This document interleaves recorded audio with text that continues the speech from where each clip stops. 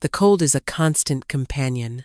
It lives in the sterile tiles of the hospital floor, seeping up through the thin soles of her worn sneakers.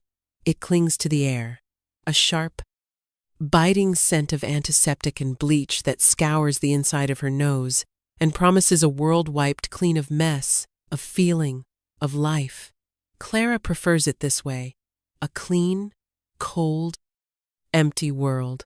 Her cart is her island, a squeaking, rattling vessel of solitude in the fluorescent-lit sea of the night shift. Mop bucket, spray bottles, a rainbow of rags, the tools of invisibility. She is a ghost in gray scrubs, gliding through silent corridors long after the visitors have gone, long after the important daytime people have clocked out. She cleans up the messes they leave behind. Spilled coffee, muddy footprints, the faint, tragic residue of hurried grief. It is a penance of sorts, a way to feel useful in a body that failed at its most fundamental purpose. The thought arrives, as it always does, unwelcome and sharp, as a shard of glass under the skin. Barren, the word the doctor used. So clinical, so final, defective. The word Daniel, her ex-husband, had used. Not to her face, of course. Never to her face. He was too civilized for that. She'd overheard him on the phone with his brother, his voice a low, pitying murmur that was so much crueler than shouting. It's just defective. You buy a new car, you expect the engine to work, you know? She had been a new car with a broken engine, and he had traded her in. So now she has this. The quiet, the cold, the endless echoing halls of St. Jude's Regional Hospital, a place for the sick and the healing, and she is neither. She is simply present. A shadow that polishes the reflections of others. The rhythm of her work is a prayer. Wipe, spray, scrub, repeat, don't think, don't feel. Don't remember the phantom weight of a life she was supposed to have. A sudden commotion shatters the monastic silence of the third floor. Pediatrics, her least favorite wing. It's too full of what she has. Lost. Too bright. Too loud. Even in the dead of night. The pastel murals of smiling cartoon animals feel like a personal mockery. Raised voices echo down the hall, sharp and frustrated. A man's deep rumbling growl of a voice, and the sharper, more authoritative tones of nurses, and beneath it all, a sound that bypasses her ears and goes straight to the hollow space in her chest. A child's scream, not a tantrum, not a cry for a dropped toy. This is the sound of pure, unadulterated terror. Clara's hands freeze on the handle of her mop. Rule number 1. Stay invisible. Rule number 2. Do not get involved. People are messy. Their problems are contagious. She learned that the hard way. She starts to push her cart in the opposite direction, toward the quiet safety of the surgical wing. But the screaming continues, raw and desperate. It hooks into her, pulling her back, against her will. Against every carefully constructed wall she has built around her heart. She turns. She pushes the cart slowly, its squeaking wheels an apology for her intrusion. She stops at the hallway junction, peering around the corner. The scene is a vortex of contained chaos. A little girl, no older than 4 or 5, is backed into a corner, her tiny body rigid with fear. She has hair, the color of midnight, and eyes so wide they seem to swallow her small, pale face.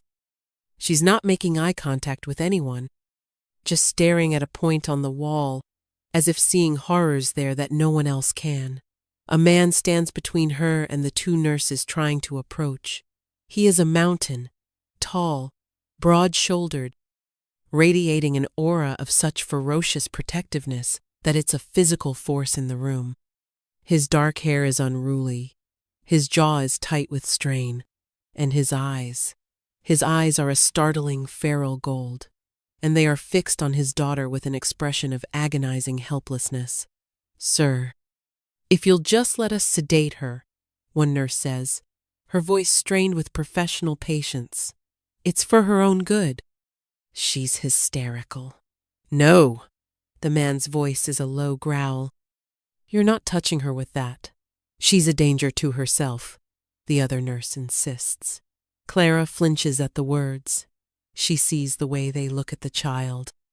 Not with compassion, but with clinical annoyance. A problem to be solved. A box to be checked. She knows that look. It's the same look the fertility specialists gave her. The look that said, "This is an unfortunate situation, and you are its primary inconvenience." The little girl isn't hysterical. She's terrified. Can't they see the difference? The father can. She sees it in the desperate clenching of his fists, the way his whole body is a shield. He's losing a battle, and it's killing him. Clara's heart, that dormant, useless organ, gives a painful throb. She should leave. This is not her fight. This is a man, and his child, a family, a world she has been forcibly evicted from. Getting involved is a violation of her own exile. But the little girl lets out another broken, terrified sob, and Clara remembers. She remembers sitting in a sterile office, the doctor's words washing over her, and Daniel beside her, his hand not reaching for hers, his face a mask of disappointment. No one saw her terror. No one saw her pain. They only saw the failure, the problem. She looks at the girl. She looks at the father, a cornered animal trying to protect his cub, and she makes a choice. I will not be like them. It's a small rebellion, a quiet promise made to the ghost of the woman she used to be. Her hands move automatically, reaching into the side pocket of her janitorial cart. Her fingers close around a small, plastic bottle with a bright pink cap, a cheap, dollar store bottle of bubbles. She bought it on a whim one day, a tiny, foolish act of self-care. Sometimes, on her break, she'd go out to the empty ambulance bay and blow them, watching them shimmer and float away into the darkness, each one a tiny, perfect, temporary sphere of beauty. It was her secret. A small, silly joy in a joyless life. Her heart is hammering against her ribs, a frantic bird beating against its cage. This is a mistake. She unscrews the cap, her fingers clumsy. The little plastic wand comes out, dripping with soap. She lifts it to her lips. She doesn't step into the fray. She stays on the edge, a ghost in the periphery. She takes a soft breath and blows. A stream of iridescent spheres floats out from her hiding spot, drifting on the sterile, recycled air of the hallway. They are silent, magical things. They catch the harsh fluorescent light and fracture it into rainbows. One bubble drifts lazily past the tense nurses. Another floats toward the ceiling. A third, perfect and shimmering, drifts right into the little girl's line of sight. At the screaming stops. It's so abrupt. The silence that follows is deafening. The girl's wide, terrified eyes blink. She watches the bubble float. Her small, trembling body goes utterly still. Clara blows again. A softer, longer stream. More bubbles. Dozens of them. They fill the small space. A silent, glittering armada. The little girl's head turns. She follows them with her eyes. A tiny, choked gasp escapes her lips. Not of fear, but of wonder. She lifts a trembling hand, her fingers uncurling from a tight fist. She reaches. Her fingertip touches a bubble. Pop. A tiny, wet speck is left on her skin. Awe dawns on her face. The tension in the hallway evaporates like mist. The nurses stand frozen, their mouths slightly agape. And the man, the father, he turns his head slowly, his feral golden eyes scanning the hallway until they land on her, on Clara. She freezes, caught in his gaze. He looks at the bubble wand in her hand, then back at her face. The hostility is gone. But what replaces it is something far more unnerving, an intensity so profound. It feels like a physical touch. It's not gratitude. It's not relief. It's recognition. A piercing, questioning stare that seems to see right through her gray scrubs, past the janitor, past the barren woman, and into the very core of her. She feels her cheeks flush, a wave of heat rising up her neck. She has been seen. The little girl takes a hesitant step, then another, moving through the slowly descending bubbles. She reaches her father's leg and clings to it, her eyes still fixed on the shimmering spheres. The man doesn't break eye contact with Clara. He stoops down, his movements fluid and powerful, and scoops his daughter into his arms. She buries her face in his neck, one small hand still pointing at the last few bubbles settling on the floor.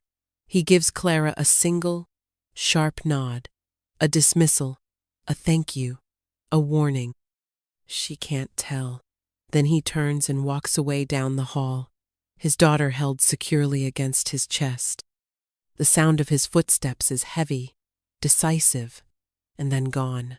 The nurses exchange a baffled look, shrug, and go back to their station.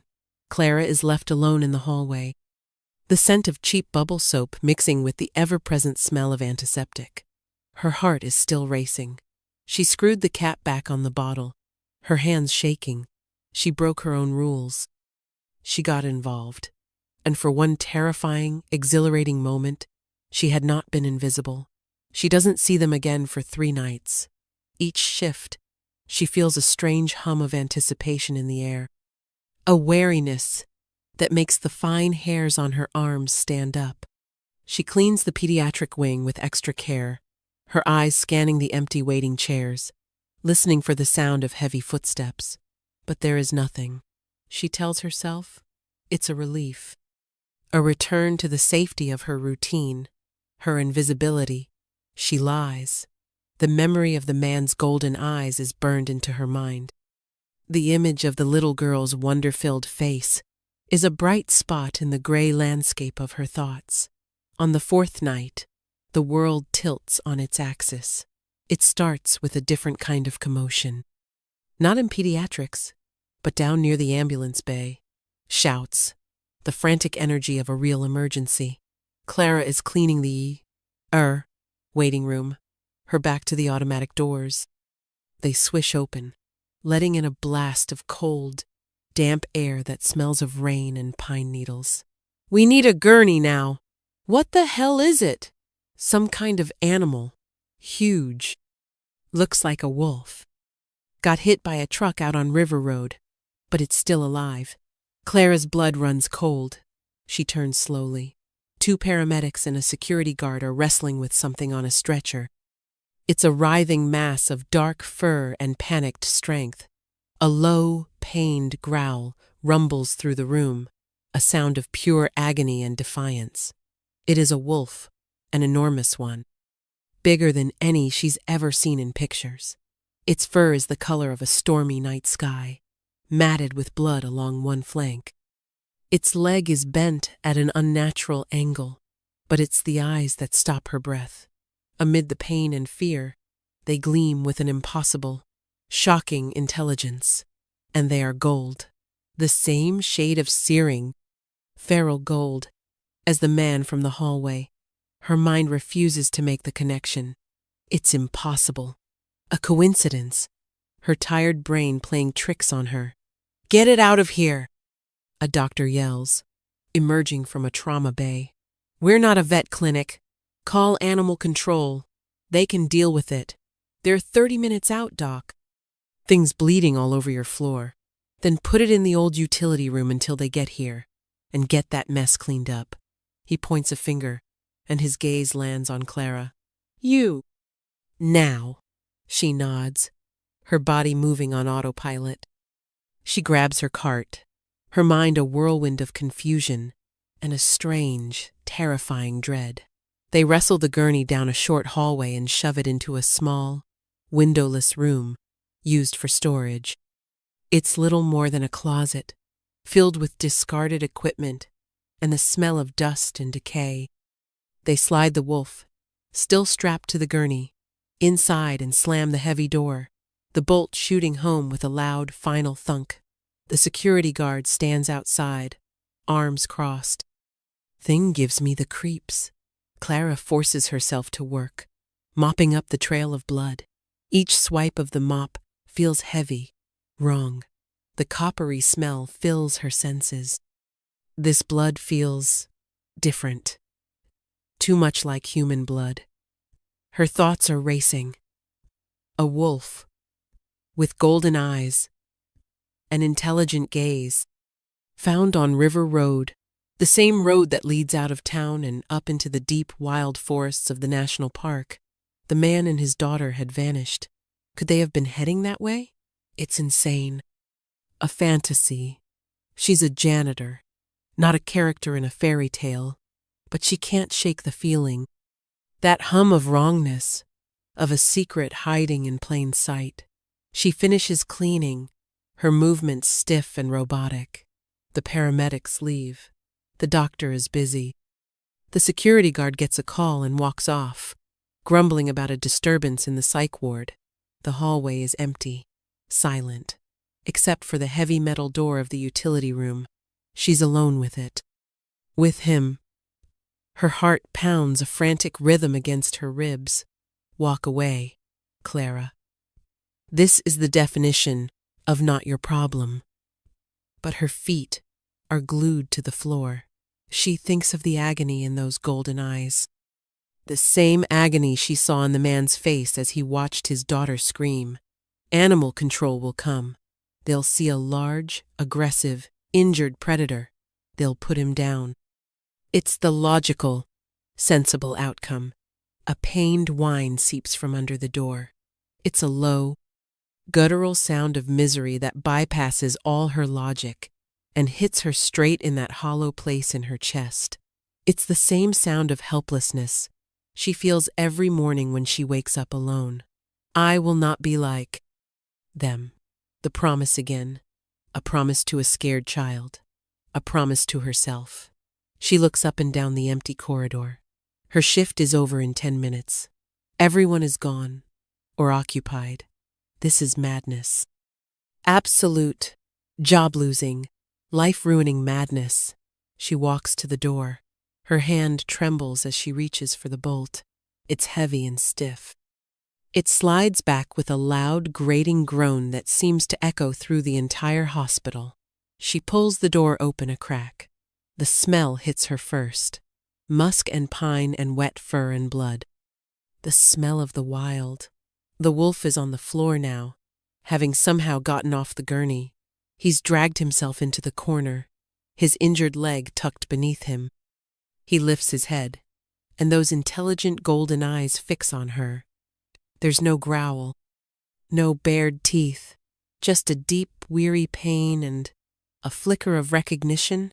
"Hello," she whispers, her voice barely a breath. The wolf's ear twitches. He lets out a soft huff of air through his nostrils.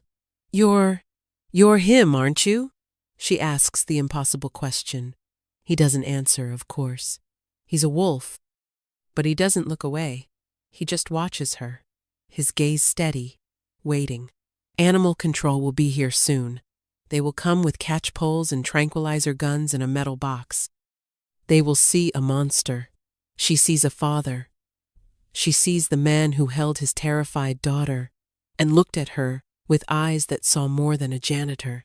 "I can't leave you here," she says. More to herself than to him.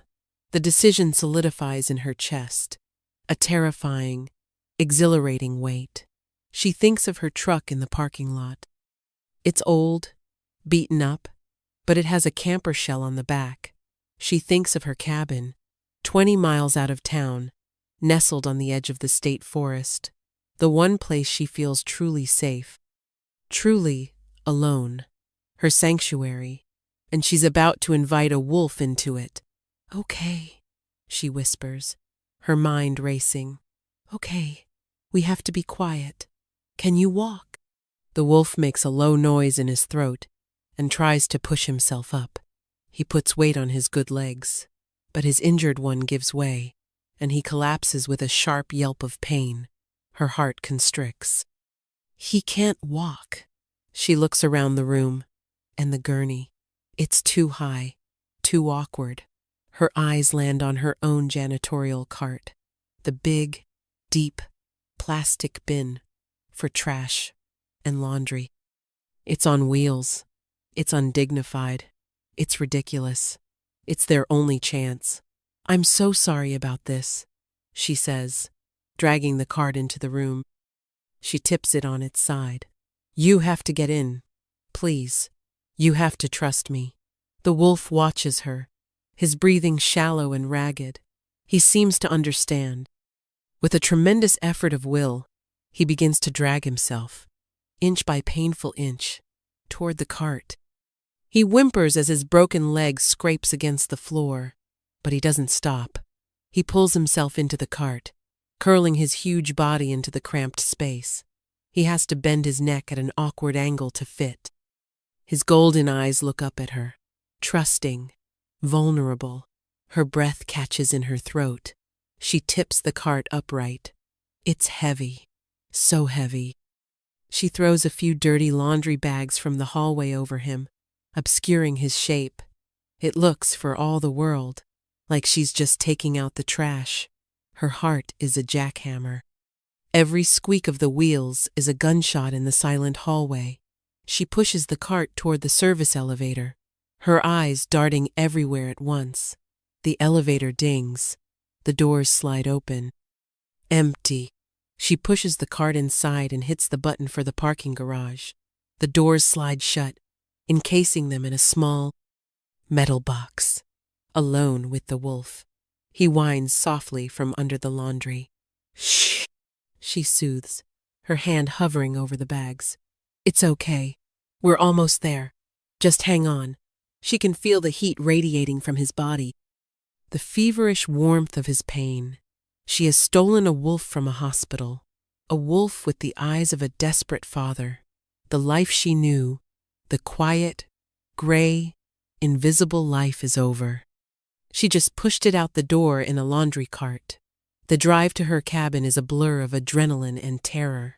She backed her truck up to the loading dock, a place she had no business being, and somehow, with him pushing with his good legs and her pulling and half lifting, they got him out of the cart and into the covered bed of the truck.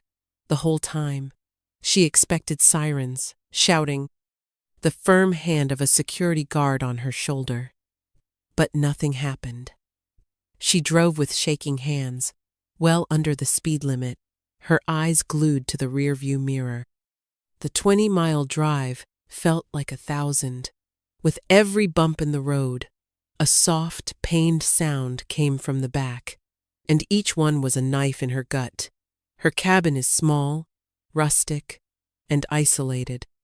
It had been her grandfather's, her only inheritance. It sits at the end of a long dirt driveway, surrounded by a dense wall of pine and fir trees.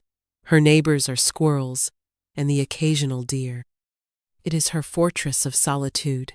Getting him inside is another agonizing struggle. He's heavier than he looks, a dead weight of muscle and bone. She lays an old quilt on the floor in front of the cold hearth, and he collapses onto it, shivering despite the mild night. His breathing is shallow. The wound on his flank, a nasty gash that looks suspiciously like it was made by more than just a truck bumper, is sluggishly seeping blood through the matted fur. Clara's panic begins to subside, replaced by a wave of overwhelming responsibility. What has she done? She has an injured, possibly dangerous wild animal in her house. She is not a vet. She has no idea what to do. She looks at him, curled on the quilt, and the fear recedes again. He's not a monster. He's a patient. She fills a bowl with water and places it near his head. He lifts his head weakly and laps at it, his tongue rough against the ceramic. Next, the wound. She gets her first aid kit, the one she keeps for falls and splinters. It feels pathetically inadequate. I'm going to try and clean this, she says softly, approaching him slowly. It's probably going to hurt. I'm sorry. He watches her with those unnervingly intelligent eyes. He doesn't growl or flinch away as she kneels beside him. He just lies still, as if granting her permission. Her hands are trembling as she gently parts the fur around the gash. It's deep, ugly. She bites her lip and starts to clean it with antiseptic wipes. He shudders, a low whine rumbling in his chest, but he holds perfectly still. It's an act of trust, so profound it makes her ache. Daniel never trusted her that much, not even with his feelings. She bandages the wound as best she can with gauze pads and medical tape, her fingers sticky and clumsy in his thick fur. It's a messy, amateur job, but it's better than nothing. When she's done, she sinks back on her heels, exhausted. The adrenaline has worn off, leaving her feeling hollow and shaky. The wolf, the man, huffs a soft breath and lets his head rest back on the quilt. His golden eyes close. The cabin is silent, save for the sound of his ragged breathing and the ticking of the old mantel clock. Days begin to fall into a strange new routine. She goes to work at the hospital, her stomach in knots, expecting to be met by police at the door, but no one says a word. The official story, she overhears, is that the wolf escaped before animal control arrived. A mystery. A shrug. They have more important things to worry about. Her invisibility, for once, has worked in her favor. Then she drives home, a sense of urgency pulling her forward, her car filled with supplies. Canned chicken, ground beef, more bandages, the strongest painkillers she could buy over the counter. She spends her days caring for her silent houseguest. He eats what she gives him, his appetite slowly growing. He lets her change his dressings, holding unnaturally still for her touch. He sleeps most of the time, a deep, healing sleep, and she talks to him. She doesn't mean to, at first. But the silence of the cabin, once a comfort, is now filled with his presence, and it demands to be acknowledged. I probably lost my mind, she says one afternoon, sitting on the floor a few feet from him, watching the rain streak down the window pane. Bringing a wolf home. My grandfather would think I'd finally gone crazy. The wolf's ear twitches. He opens one golden eye to look at her. He loved this place, she continues, a warmth spreading through her chest at the memory. He taught me how to find north, how to identify birds by their song. He said the woods don't judge you. She finds herself telling him things she hasn't spoken aloud to anyone. She tells him about Daniel, about the years of trying, the hope that curdled into a monthly grief. She tells him about the diagnosis, the cold, clinical words that severed her life in two. He said it wasn't my fault, she whispers, her voice thick. But he looked at me like I was broken, like I was less. And then he left. And I guess I started to believe him. The wolf makes a soft noise in his throat, a low, gentle rumble. He shifts, dragging himself a little closer to her. She looks at him, at his massive form, his wildness contained within the four walls of her home. And she doesn't feel fear. She feels seen, heard, in a way that transcends words. Something impossible is happening. The wound is healing. Too fast. What should have taken weeks, maybe months, is knitting itself back together with unnatural speed. By the 5th day, the deep gash is a closed pink line. By the 7th, it's just a scar, already being covered by new, dark fur. His limp is almost gone. She can't explain it. She tries to rationalize that animals heal faster. Maybe his immune system is extraordinary. But she knows, in a deep, intuitive part of herself, that this is not normal. One afternoon, she comes home from the store to find the bandage she'd put on him that morning lying on the floor beside the quilt. It's not torn off. It's neatly removed and folded. A cold dread and a thrilling wonder wash over her in equal measure. Her breath catches in her chest. No animal could do that. She looks at the wolf. He's sitting up, watching her, his head tilted. The place where the bandage was is completely healed. Not even a scar remains. How? She breathes, her voice shaking. He just looks at her, his golden eyes holding a universe of secrets. That night, she can't sleep. Her mind is a carousel of impossible thoughts. She sits in the armchair, a book open on her lap, but she doesn't read a word. She just watches him. He sleeps peacefully on the quilt, his massive chest rising and falling in a slow, steady rhythm. The fear is gone now, completely replaced by a profound sense of comfort. She feels safer with this giant, mysterious creature in her living room than she has in years. Her eyelids grow heavy. The book slides from her lap. She drifts off in the chair, her head lolling to one side. She wakes with a start, not sure what woke her. The cabin is dark, the fire having burned down to embers. A chill has settled in the air. She's not in the chair. She's on the floor, on the other end of the quilt, a thick wool blanket tucked around her. Her heart stutters. She didn't put the blanket there.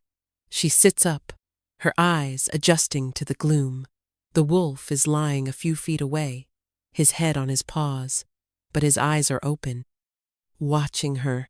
She should be terrified. She should be scrambling away, running out the door. A wild animal has been moving around her, covering her with blankets while she slept, but she feels a pull toward him, an invisible string connecting them. Hesitantly, slowly, she reaches out a hand. She stops a few inches from his head, her fingers trembling, but he doesn't move. He just watches her hand, then lifts his gaze to her face. It's a question, an invitation. She closes the distance. Her fingertips brush against the fur on his head, just behind his ear. It's thick and surprisingly soft. The moment her skin touches his fur, a jolt goes through her. Not a shock of static, but a deep, resonant hum of energy, of warmth, of rightness. It flows up her arm and settles directly in the center of her chest, in that hollow place that has been empty for so long. The wolf shudders under her touch, a deep sigh escaping his lips. He leans into her hand, a clear, unambiguous gesture of pleasure and acceptance. She strokes his head, her fear melting away into a wave of tenderness so powerful it brings tears to her eyes. This is crazy. This is impossible. But it's also the most real thing she has felt in years. The world outside her cabin ceases to exist. There is only the warmth of the embers, the soft texture of his fur beneath her hand, and the steady, silent communication passing between them. She doesn't know how long she sits there, petting him, but eventually, exhaustion claims her again. She lies back down on the quilt, curling up under the blanket. She falls asleep to the sound of his steady breathing, feeling protected, cherished, and completely baffled. The fragile peace of their strange cohabitation is shattered by the sound of a car engine.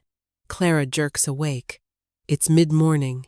Sunlight streams through the windows. The sound is getting closer, rumbling up her long dirt driveway. No one ever comes here. Panic, cold and sharp, lances through her. The wolf, she has to start calling him something in her head. He's more than... The wolf is instantly on his feet. He's no longer the wounded patient. He is fully recovered, radiating a quiet, lethal power. A low growl begins deep in his chest, a sound that vibrates through the floorboards. No. Shh. It's okay, she whispers, scrambling to her feet. Get in the bedroom. Go. Now. He looks at her, then at the door, his golden eyes narrowed.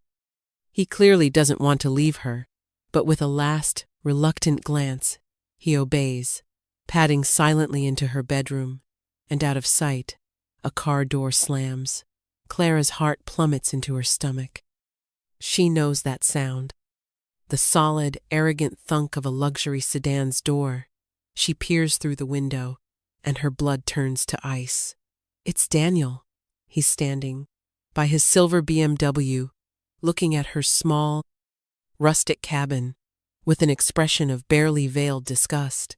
He's wearing a perfectly tailored suit, looking utterly out of place in the wilderness. What is he doing here? How did he even find her? A knock on the door, sharp, impatient. She takes a deep breath, trying to calm the frantic fluttering in her chest. She smooths down her t-shirt and runs a hand through her messy hair. She is the ghost of St. Jude's. She is the woman who steals wolves. She can handle this. She opens the door. Daniel, she says, her voice flat, devoid of emotion. Clara. He gives her a once-over, his lips curling into a faint, pitying smile. Well, this is rustic. I see you've really embraced the whole hermit lifestyle.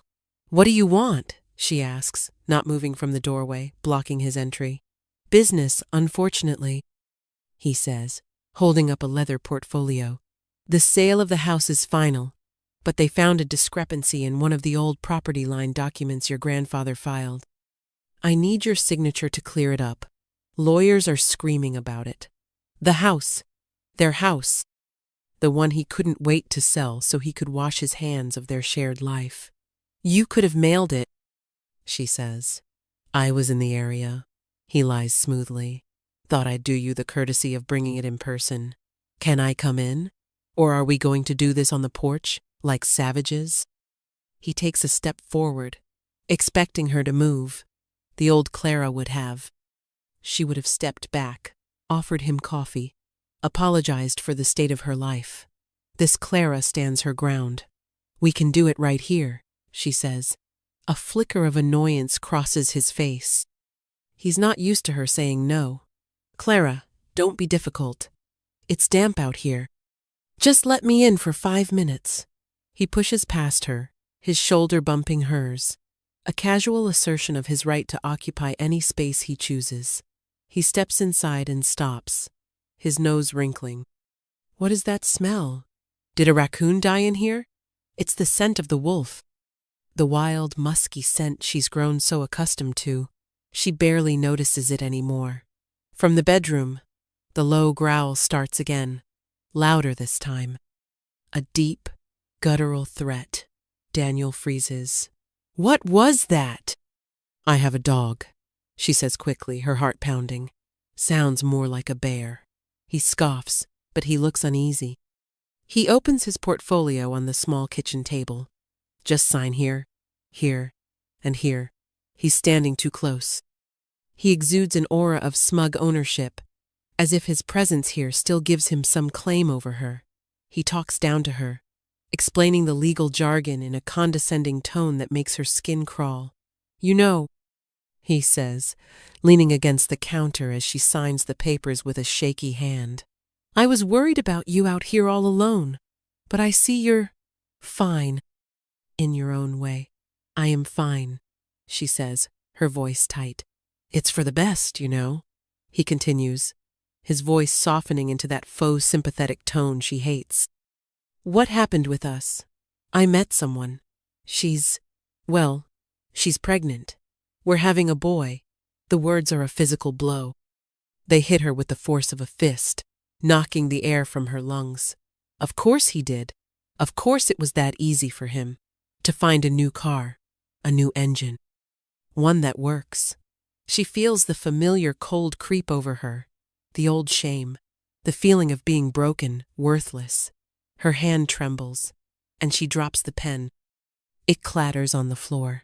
As she bends to pick it up, Daniel reaches out and puts a hand on her shoulder. I just want you to be happy, Clara. Truly. The touch is a violation. It's a lie. He doesn't want her to be happy. He wants her to be a sad story that makes his new life seem even brighter. And at that moment, the bedroom door swings open. The wolf steps into the doorway. He is silent. He doesn't need to make a sound. His presence fills the small cabin, sucking all the air out of it. He is pure, primal power. His dark fur seems to bristle with contained fury. His muscles are coiled springs, and his golden eyes are fixed on Daniel's hand on Clara's shoulder. They are not the eyes of an animal. They are the eyes of a judge, a jury, and an executioner. Daniel snatches his hand back as if he's been burned. He stumbles backward, his face draining of all color. "What? What the hell is that?" he stammers, his voice a high-pitched squeak. "That's not a dog." The wolf takes a single, deliberate step forward. A growl tears from his throat, a sound that isn't just a warning, it's a promise of violence. It shakes the very foundations of the cabin. The coffee mugs on the shelf rattle. He moves to stand between Clara and Daniel, a living shield of muscle and teeth. He doesn't look at her. His entire being is focused on the threat. On Daniel. Daniel makes a sound, a pathetic whimper of terror. He scrambles backward, tripping over his own expensive shoes. He crabs his way to the door, his arrogance and composure shattered. "You're crazy!" he shrieks, his voice cracking. "You're a crazy bitch with a monster!" He fumbles the door open and falls out onto the porch, then scrambles to his feet and runs, leaving his leather portfolio on her table. He dives into his BMW, the engine roaring to life. Tires spin in the dirt, and he tears down the driveway, a cloud of dust in his wake. Silence descends. Clara is trembling, her body flooded with a mix of terror and a fierce, unfamiliar surge of triumph. She looks at the wolf. They're her protector. He turns his head to look at her, the growl subsiding. He gives a soft whine and takes a shaky step toward her. Then he collapses. He hits the floor with a heavy thud, a sharp cry of pain torn from his throat. The effort of his protective display, the sudden, violent movement, was too much. His back leg, the one that had seemed so perfectly healed, is bleeding again. A dark, wet patch is spreading through his fur. "Oh God," she breathes, the triumph instantly replaced by icy fear. She drops to her knees beside him. He's panting, his eyes glazed with pain. He sacrificed his own recovery for her, to protect her from a man who had only ever hurt her with words. A wave of ferocious love and gratitude washes over her, so potent it steals her breath. He protected her. Now she has to protect him. "It's okay," she murmurs, her voice thick with unshed tears. She presses her hands against the wound, trying to staunch the fresh flow of blood. "It's okay. I've got you. You're safe. You saved me." She leans over him, her body instinctively shielding his, as if Daniel might reappear at any moment. She is no longer the victim. She is no longer afraid. She is a guardian. She holds him, whispering reassurances, her hands covered in his blood, her heart full of a terrible, beautiful certainty. This creature, this mystery, this protector, he is hers, and she is his. That night, a fever takes him. He shivers violently on the quilt, despite the roaring fire she's built in the hearth. His panting is shallow, his whining low and constant.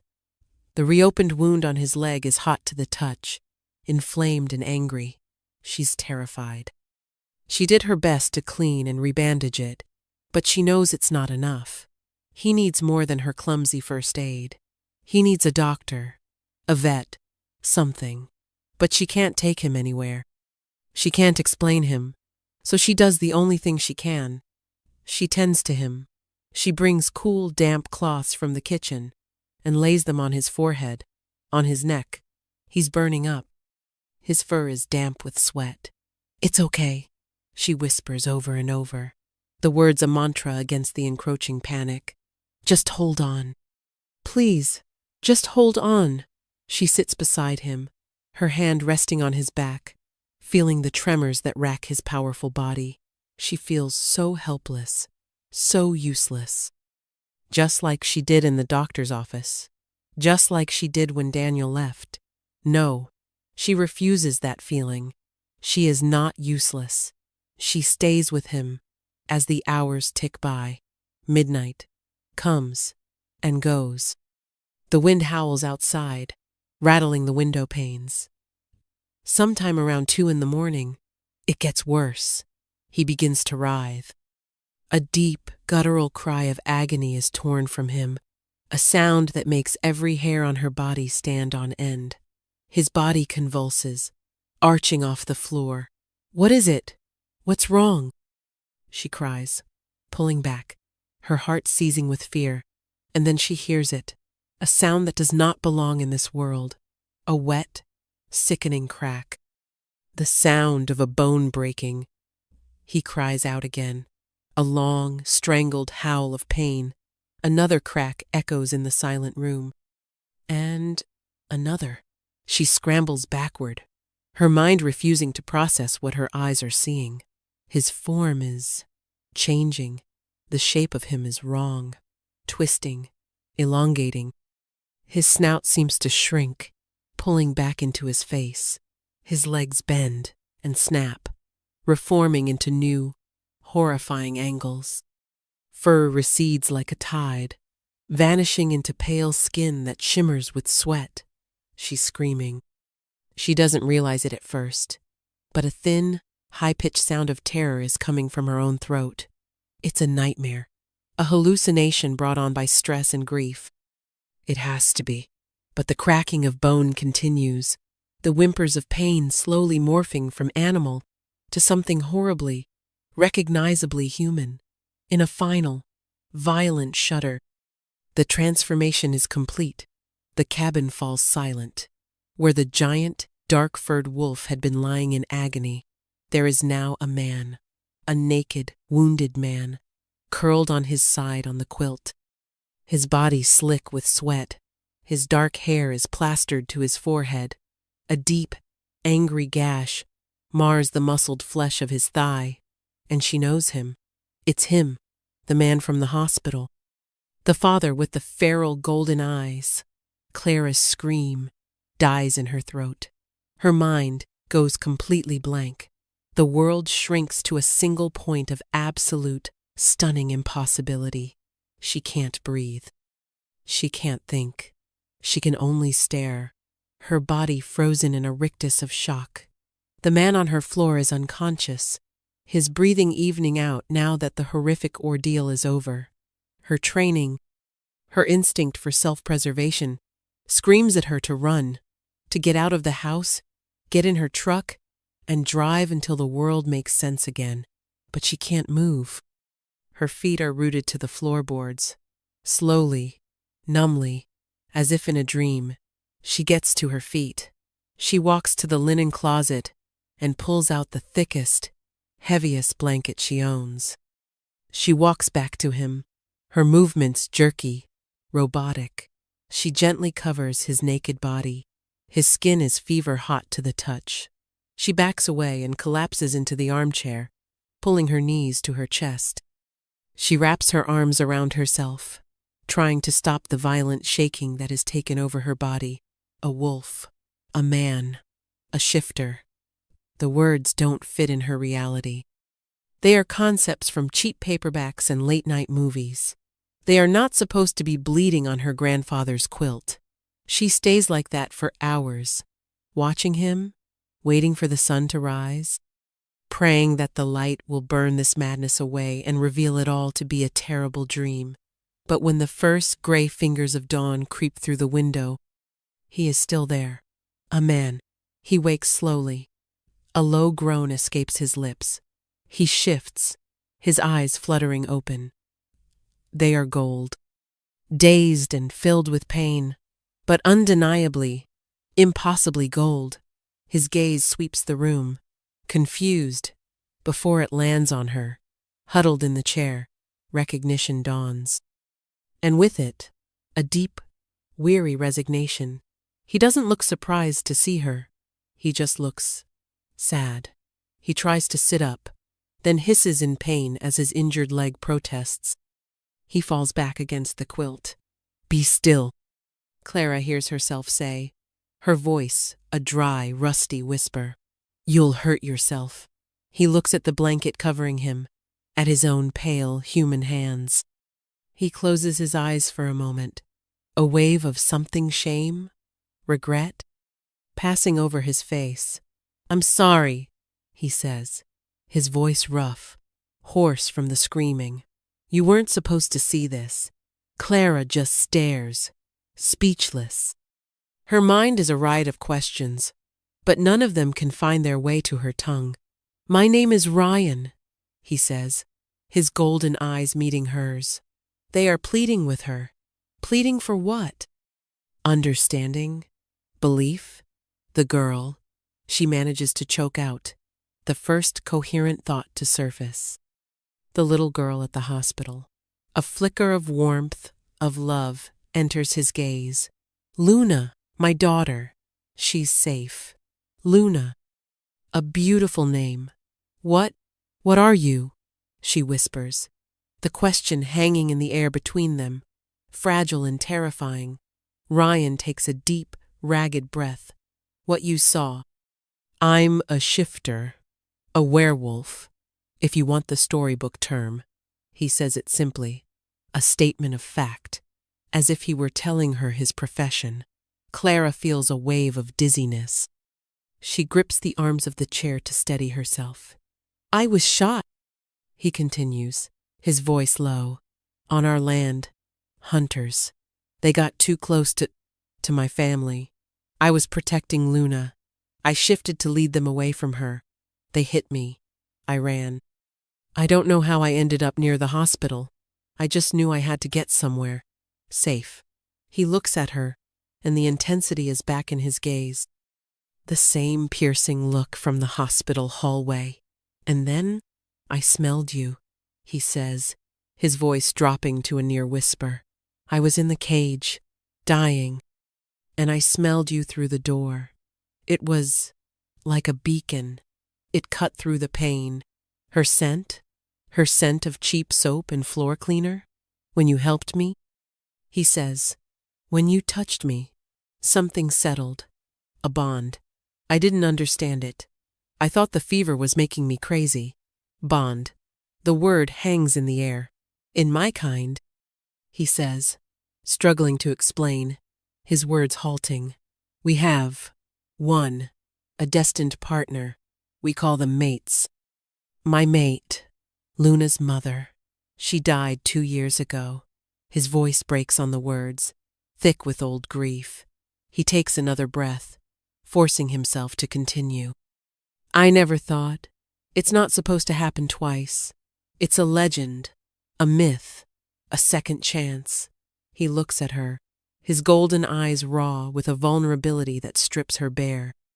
And then I found you, or you found me. Mate. The word lands in the center of her chest, not with a shock, but with a profound, terrifying click of recognition, the pull she felt. The impossible trust, the jolt of energy when she touched him, the feeling of being seen, truly seen, for the first time in her life. It wasn't madness. It was this, a fated connection to a man who turns into a wolf. It's too much. Her carefully constructed world of gray, quiet, solitude has not just been cracked, it has been atomized. Myths are real. Monsters are real. And one of them is lying on her floor, telling her they are destined to be together. She stands up, her legs unsteady. She needs air. She needs space. She turns and walks to the kitchen, putting the physical barrier of the counter between them. She grips the edge, her knuckles white. She stares out the window at the familiar pine trees, trying to find her footing in a world that has suddenly turned to quicksand. He says nothing. He just lets her go, giving her the space she so desperately needs. She can feel his golden eyes on her back, patient, sorrowful, and waiting. The silence in the cabin stretches, thin and taut. It's filled with the impossible truth, with the scent of blood and magic and rain. Clara's mind is a frantic scramble. She tries to apply logic, to find a rational explanation, but there is none. A man transformed into a wolf in front of her. He healed from a gunshot wound in days. He is telling her they are fated mates. Every instinct she has honed for years, the instinct to flee, to hide, to protect her fragile peace, cease screaming at her, "Run!" But her feet stay planted, because beneath the terror, beneath the shock, a different feeling is stirring. A quiet, stubborn seedling of something else. Hope. The thought is so foreign, so dangerous. She immediately tries to crush it. Hope is what gets you hurt. Hope is the prelude to disappointment. Ryan finally breaks the silence, his voice still rough. "I will leave. As soon as I can walk, I'll be gone. You won't have to see me again. You can forget any of this ever happened." His words are a release, a key to her cage. He's giving her an out. He's offering her back her quiet, safe, empty life. All she has to do is accept it, and she can't. The thought of him leaving, of the cabin falling silent again, of her life returning to its gray, cold routine, it's unbearable. She turns around slowly to face him. He looks broken, not just by his injury, but by a grief so profound it seems to weigh down his very soul. He's trying to push her away, to protect her from his world, from his own pain. He's doing what Daniel did, deciding what's best for her, trying to dismiss her. But where Daniel's dismissal was born of selfishness, Ryan's is born of a selfless, protective instinct, and the old Clara, the one who believed she was broken, would have let him. She would have nodded and accepted her banishment. But she is not the old Clara. She is the woman who faced down her ex-husband, the woman who tended to a wolf, the woman who felt that jolt of connection and knew it was real. "No," she says, her voice quiet but firm. Ryan looks at her, confused. "No, no," she repeats, taking a step toward him. "You don't get to do that. You don't get to decide what I deserve or what I can handle." She walks around the counter, closing the distance between them until she's standing by the hearth, looking down at him.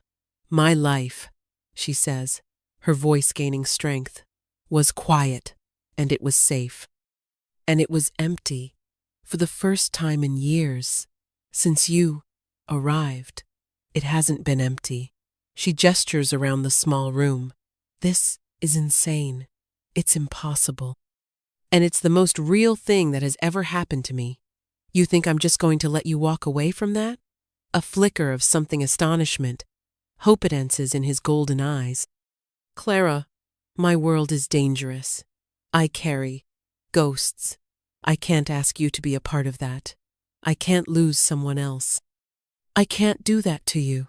You're not doing anything to me," she insists, her voice rising with a passion she didn't know she possessed. "I am making a choice. I chose to help you at the hospital. I chose to bring you here, and I'm choosing to stay. You don't get to take that choice away from me." He stares at her, speechless.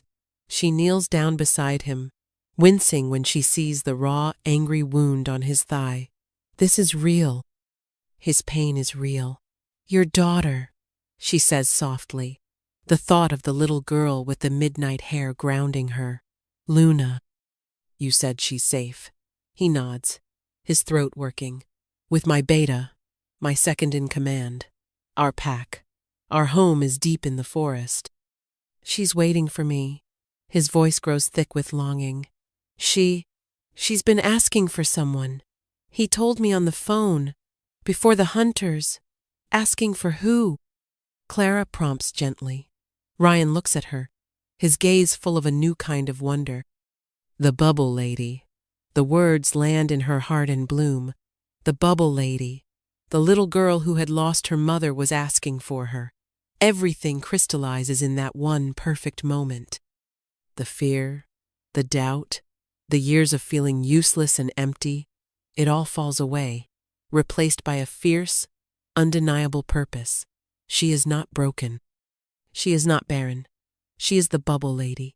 "Take me with you," she says, the words leaving her lips before she has a chance to second-guess them. Ryan's breath hitches. What? When you're well enough to go back, take me with you, she says again, her gaze unwavering. I want to meet her. Properly. I want to see your home. Clara, you don't know what you're asking. Yes, I do, she whispers, reaching out, her hand hovering over his. I'm asking for a world that isn't gray. I'm asking for a world where I'm not invisible. She finally lets her fingers touch his. The same jolt of warmth, of rightness, floods through her. I think I've been waiting for you too. Even if I didn't know it. A single tear escapes his eye and traces a path through the grime on his cheek. I thought I was going to die in that cage, he confesses, his voice a raw whisper. And my only thought was that I would never see my daughter again. And then you came. And for the first time since her mother died, I felt peace. His confession cracks open the last of her reservations. He leans up on his elbows, ignoring the pain in his leg. The space between them shrinks, charged with years of loneliness and a few days of impossible connection. He searches her eyes, asking a silent question. She gives him his answer by leaning in. The kiss is not soft. It's not gentle. It is a collision. It's desperate and hungry, and full of a raw, aching need that has been buried in both of them for far too long. It tastes of salt and sorrow, and a wild, fierce hope. It's the sealing of a bond, forged in chaos and compassion. It's a promise of a future she never dared to imagine. It is the feeling of coming home to a place she's never been. 3 months later, the world smells of pine needles, and damp earth and wood smoke. Clara stands on the porch of a large rustic log cabin, a mug of hot coffee warming her hands. This cabin is not her isolated fortress of solitude. It's the heart of a home, nestled in a sprawling, hidden community, deep within the national forest. The air hums with life. The distant sounds of laughter, the rhythmic thud of an axe splitting wood, the happy yelps of children playing, her children, not by blood, but by bond. A pack of wild, rambunctious shifter pups who tumble and play and look to her with a mixture of respect and affection. Her life is no longer quiet. It is loud and messy and vibrant, and she has never felt more at peace. The screen door creaks open behind her. Strong arms wrap around her waist, and a familiar chin rests on her shoulder. You're 1,000 miles away, Ryan murmurs, his warm breath tickling her ear. She leans back against his solid chest, a smile touching her lips. Just thinking. About how crazy this is. He chuckles, a low, warm rumble against her back. It is, but it's our crazy. He is different here, in his own element. The grief and weariness are still there, etched into the lines around his eyes, but they are softer now. He is a leader, respected and strong, but with her, he is just Ryan. Tender, protective, his golden eyes filled with a love so profound it still sometimes takes her breath away. A small figure darts out the door and wraps herself around Clara's legs. Mama, Luna says, her voice still soft but clear as a bell. She looks up, her eyes, so like her father's, shining. Bubbles? Clara's heart clenches, with a love so fierce, it's a physical pain. That hollow space inside her is gone. It has been filled to overflowing by this tiny, miraculous girl who, after weeks of silent observation, had crawled into her lap and whispered her first word in 2 years. Mama. The infertility that had defined and broken her old life is meaningless here. She was never meant for that life, for that man. She was not barren. Her garden was just waiting for the right soil. Of course, sweet girl, Clara says, handing her mug to Ryan. She crouches down. Let's go get the bubbles. Later that week, a trip to the nearest town for supplies is unavoidable. It's the first time Clara has been back to the mundane world since she left it behind. The town feels alien now, loud and gray and strangely flimsy. As they are leaving the grocery store, Ryan's arm possessively around her waist, Luna holding her other hand. She sees him, Daniel. He's coming out of a coffee shop holding hands with a pretty, blonde woman whose pregnant belly is prominent under her stylish coat. He looks smug, content, the picture of the life he always wanted. His eyes scan the street, and then they land on Clara. His smug smile falters. His step hesitates. He is staring at her, but he doesn't seem to recognize her. This is not the mousy, broken woman he abandoned. This Clara is vibrant. Her cheeks are flushed from the cold mountain air. Her eyes are bright, and she stands with a quiet confidence she has never possessed before. She is not wearing gray scrubs, but jeans and a warm, colorful sweater. Daniel's gaze flickers to the powerful, imposing man whose arm is wrapped around her, whose golden eyes are narrowed in a clear, possessive warning. Then his gaze drops to the little girl, clinging to Clara's hand, looking up at her with pure adoration. His face pales. In that moment, he doesn't see what he lost. He sees the sheer, towering magnitude of what he was never ever worthy of. He sees a woman who found a family, a love, a life that so completely eclipsed the pale imitation he offered her that it renders him insignificant. Shame, stark and ugly, flashes across his face. He looks away first, grabbing his wife's arm and pulling her in the opposite direction, a man fleeing the ghost of his own inadequacy. Clara watches him go and feels nothing, no anger, no hurt, no triumph, just the quiet, peaceful emptiness of a chapter that is well and truly closed. Ryan squeezes her waist gently. "You okay?"